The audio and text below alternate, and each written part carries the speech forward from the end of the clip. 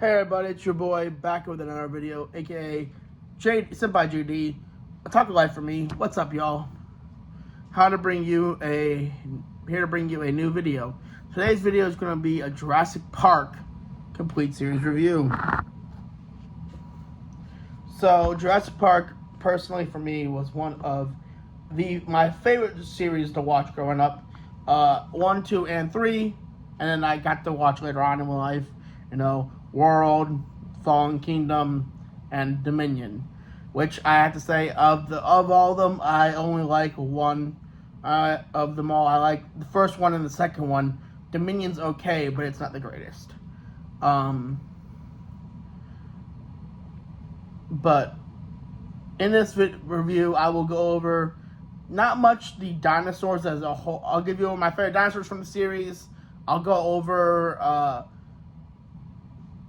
an individual rating for each episode, each film in the series, and I will give you some correspondence between the book and the movies. So, or the first two movies. Even though I don't know much about the second book because I haven't read it yet. But I just watched a lot of stuff about it on YouTube. If you all know, the books were created by Michael Crichton. Here we go. By Michael Crichton in the 1980s, and it's a Jurassic Park. In the books, I will compare this right now. The books are a lot more fucked up than in the movies. A lot more people die in the books. Babies die, infants die. The velociraptors are a whole lot more violent than they are originally. There's death scenes are a lot more graphic. Like for example, Dennis Nedry, he gets actually disemboweled by the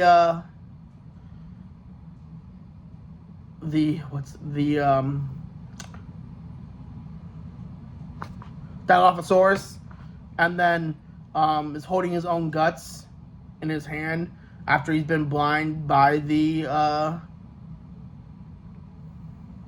Dilophosaurus, as well as his acid is burning his skin, obviously, because it's acid.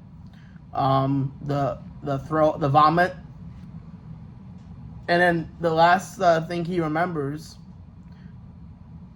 is that he falls down while he's holding his own entrails.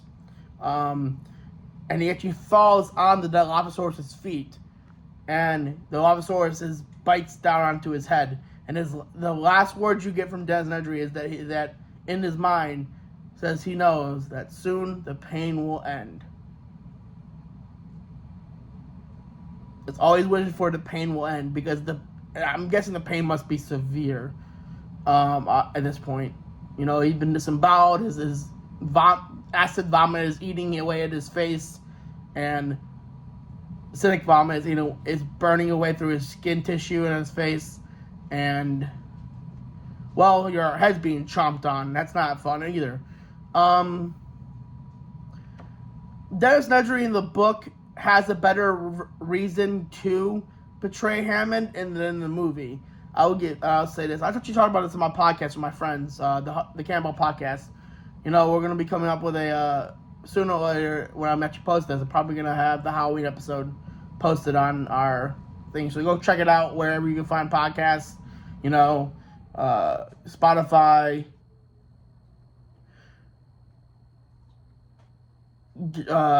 iHeartRadio, Apple Podcasts, all those places. Go look it up. You can find it. It's called the Cannibal Podcast. But yeah, Dennis Nedry in the book has a legitimate reason to betray him. And betray him is a horrible boss. He doesn't care. He's underpaying his workers, and he just not a good boss. I will disagree that people say he does not care about his grandkids. He does care about his grandkids up for a very most part of the book. It isn't until he falls and breaks his ankle that he kind of like says, "I hate my grandkids." He kind of blames them for shit, and then he dies. Him in the book dies, in the movie he doesn't. In the book he dies because of compies, or the little dinosaurs, the little like 1-footers. Because in the book, the compies are actually more dangerous than they are led to believe. And later on in the movie, it's revealed. So compies actually have a neurotoxin bite. So when they bite you, they inject a neurotoxin in you that actually gives off a euphoric feeling. So you just stop fighting, and then actually, in a way, take pleasure in being eaten alive, which is pretty fucking weird. So they just bite you, and then you just stop fighting it after a while, and just a bunch of them start, swarming in on you because they're scavengers. Okay.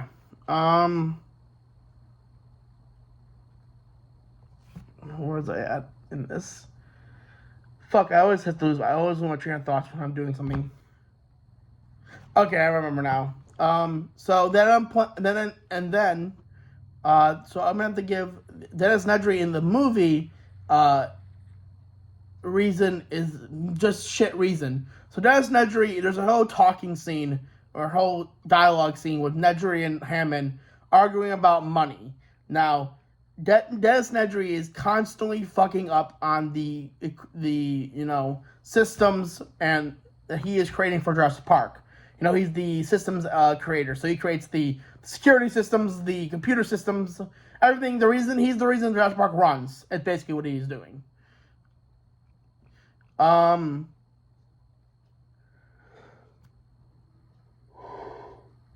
But he keeps fucking up on the code, and he says to Dennis Nedry says, "Oh, I need the money, Hammond," and Hammond's like, "I will not get into another financial debate with you again, Nedry. I just simply will not." And then he finally says to Dennis Nedry, he's like, "Oh yeah, something." He says, "What did you say?" And then he says to Dennis Nedry, "I actually agree. It's actually a great statement." He says, "I don't blame people for their mistakes, Nedry. I want you to know that I don't, but I expect them to pay for them."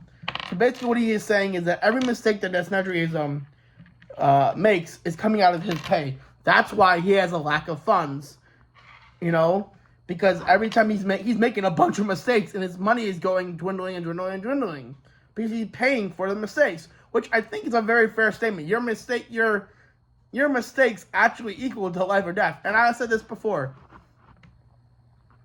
I said it to both. I said to my friends in the podcast as well.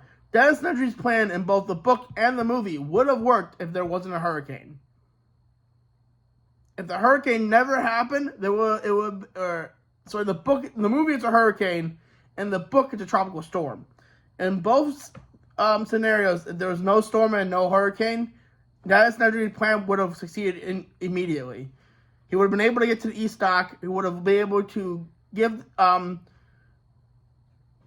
biosyn the embryos, and it would have been over.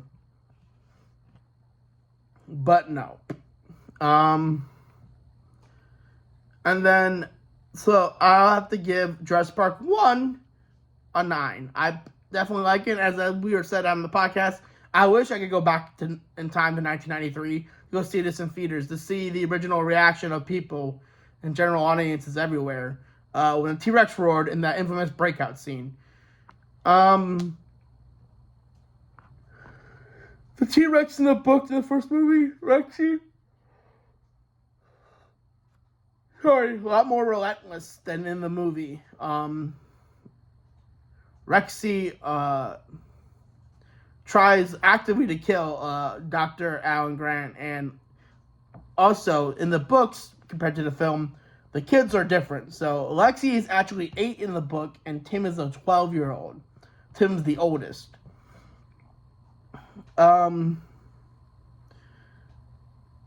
The Velociraptors. Okay, so now we're gonna get. So that's number 1. I'm gonna give it a 9. Both the book and the movie. Number 2, aka Lost World, and the film. I guess the compare and contrast the differences between Lost World and this. Lost World. Kelly is not Ian Malcolm's daughter in the book, which is weird because I don't know why there's 2 kids in. I guess I haven't read the book yet, so that probably explains why they're with them. But Kelly in the book is not Ian Malcolm's daughter, and there's another kid with them, which I don't know why he's there, but we'll figure out why later. There's a book in the book. There's a Carnotaurus scene, which is brilliantly done. It's a camouflage itself. There's the tall grass scene, where a Biosyn spy is actually a spy for Biosyn is trying to escape to the ocean so they can get picked up, and they're going to the tall grass, and he's been eating candy bars this entire time. It goes in depth on how he gets killed, from being stabbed in the back with their incisor claw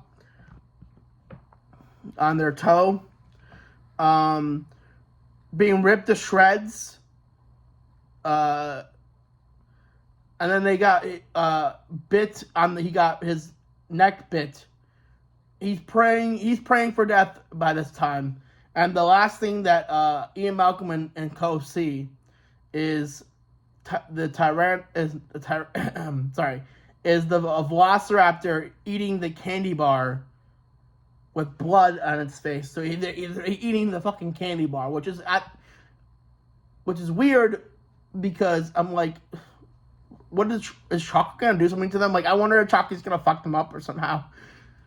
Also, I wouldn't think a Velociraptor would be interested in a candy bar, but whatever. That's number. So the difference between that, Kelly's awesome in the actual movie. That's where the differences for me and that I know of in the book. The Carnotaurus scenes is one of my favorite scenes in the book, actually, that I know that I've read of. Or I've listened about. But in the movie, generally, can't give it a complaint about the movie. Probably it's an 8 for me.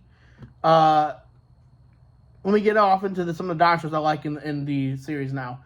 Dilophosaurus, Tyrannosaurus, obviously. Stegosaurus, Carnotaurus, and those are the 3 that I remember. I particularly like from the first 2 books and in the movie, and then in the obviously in the movies. Now, number 3, personally, there is no book. There was supposed to be a book, but Michael Crichton died before it was happened. They believe that the screenplay was that he wrote a screenplay for the unfinished script or book was what we got for 3. But the Spinosaurus is actually my favorite dinosaur in the entire Jurassic Park franchise. I don't know why. I just thought it was the coolest fucking dinosaur ever. And it defeated a T-Rex. I think that was why it defeated a T-Rex like that. Even though, scientifically speaking, Spinosaurus probably wouldn't be able to unless it fought in water.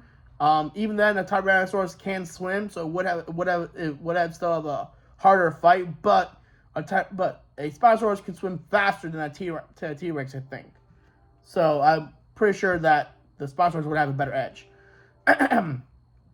But 3 overall, I have no problem with. There's nothing to say differently. I'm going to give that one probably a 9, personally. I mean, there's nothing wrong with 3. Jurassic World. The only gripe I have about Jurassic World is fucking Claire Downing fucking running in heels. Like, bruh, come on. You know, there's multiple times where she could have just changed her shoes. I'm just saying. Also, there's no way she would have outrun that T-Rex in heels. I'm sorry. There's just no way. Rexy would have aided you. Uh, that one I have to give an 8, an 7, because there are moments where I just was like, eh. Number Fallen Kingdom. I'm gonna have to give it a 7 point, no, an 8. I'm gonna have to give it an 8. The reason why I like Fallen Kingdom a little bit more than Jurassic World is because of this. It was more emotional, especially when Isla Sorna is, not Isla Sorna, Isla Nublar is being blown up by the volcano, and they're driving away, or they're sailing away on the ship, and the last thing you've seen is the Brontosaurus, the first dinosaur we ever saw in the Jurassic Park franchise, getting on its hind legs and belling like, "Wait, I'm gonna die here," in a way, and it's just like it's crying for help, but there's nothing to do to help it. There's nothing they can do to help it. I also got to see a Baryonyx, which was awesome in the Jurassic World Fallen Kingdom, which I do like. Again, Spinosaurus line's one of my favorites of dinosaur, and they have definitely a long familial line. So Baryonyx is, and I believe there's another one, I forgot what it's called, but Spinosaurus, and the full name for Spinosaurus is actually Spinosaurus aegypticus. Also, I thought the Spinosaurus is a lot more relentless than the T-Rex, because even we're going to go back to 3 real quick. There are multiple. This Spinosaurus does not give up. It attacks them on the plane. It attacks them when they get the plane down. It attacks them when they think they're safe in that that center area. And then it attacks them on the boat. That's the end of their attacks with the Spinosaurus, but still. The Spinosaurus is probably the thing that says, okay, this fucking just not worth it. I'm done. Not fighting y'all no more. Bored. I'm gonna go away now. Then, then we're gonna go to Jurassic World. Also, there were some jokes in Jurassic World Fallen Kingdom that cracked me up, especially the science guy, the guy who was like good with IT and the tech. He streamed like a bitch when Baryonyx shows up. I'm sorry, that was the funniest thing ever. I probably screamed too, but he just screamed like a fucking bitch, and it was so funny.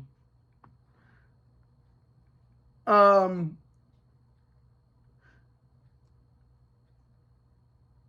then that's just why I give it an 8. And then Jurassic World Dominion, I have to give it a 6. It's a very close 5. It was a very close 5.5, but I have to give it a 6. The only reason why I'm giving it is the Gigantosaurus was awesome. And I like the fact that the guy who we started the journey off with, that, you know, Des and Nedry was working for, Dachshund,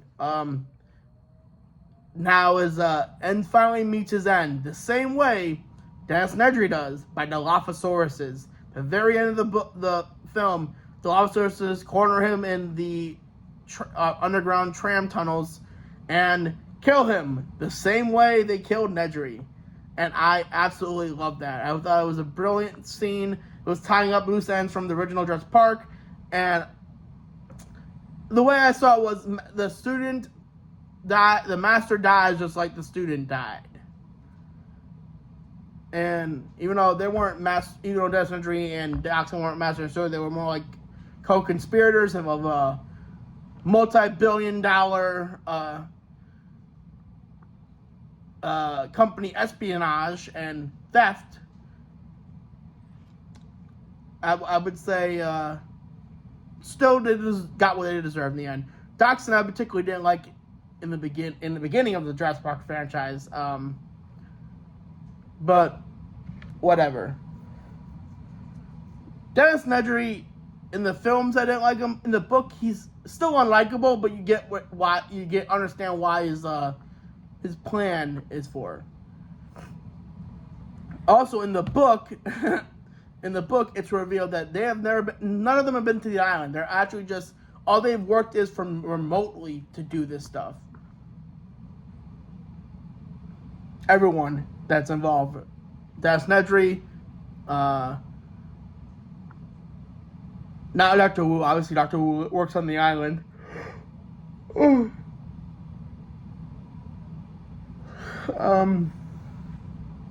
Tom Arnold, or whatever. Excuse me. Anyways, guys, yeah. So basically, that's an interesting point that they never actually, in the actual book, most of the employees of Jurassic Park don't actually work on the island. They work on the main, like, you know, back in the States or wherever. And yeah, but Jurassic World. So that's my rating on the Jurassic Park series. Let me know in the comments below if you agree or don't agree.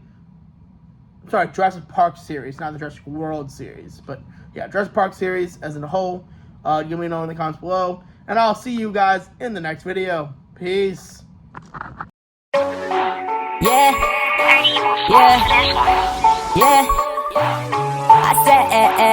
I said, whoa. First, let me hop out the motherfucking Porsche. I got 2D girls riding on my dick like a horse. Burn Figmas on Figmas, these people can't stop me. 2D girls fucking be Senpai's new hobby. Pull the pants out the shit to your waifu, I'm the king of this shit. Waifu's flocking from the nation just to come hear me spit. Got the 2D game unlocked if you ain't about this shit.